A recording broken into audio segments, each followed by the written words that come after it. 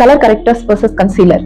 நம்ம face makeup பண்ணும்போது நம்ம ஸ்கின்ல எங்கெல்லாம் டிஸ்கலரேஷன் இருக்கோ அது எல்லாத்தையும் கவர் பண்ணி நமக்கு ஒரு ஃபிளாலெஸ் மேக்கப் கொடுக்கணும்னா நமக்கு கண்டிப்பா கலர் கரெக்டர்ஸ் அண்ட் கன்சீலர் தேவைப்படும். பட் இதுல நிறைய பேருக்கு கன்ஃபியூஷன்ஸ் இருக்கு.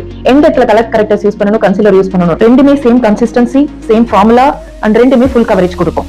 பட் ஒன்லி ஒன் டிஃபரெண்ட் என்ன அப்படின்னா colour. Colour correctors orange, pink, yellow, purple இந்த மாதிரி கலர்ஸ்ல வரும்.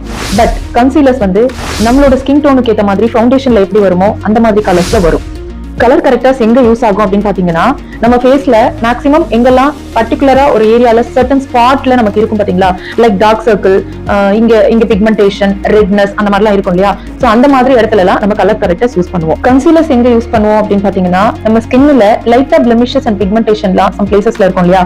சோ அங்க நம்ம கன்சீலர் யூஸ் பண்ணி கவர் பண்ணுவோம். அது மட்டும் இல்லாம சம் பிளேசஸ்ல நம்ம ஹைலைட்டிங் பர்பஸ்க்கும் கான்டோரிங் பர்பஸ்க்கும் நம்ம கன்சீலர் யூஸ் பண்ணுவோம்.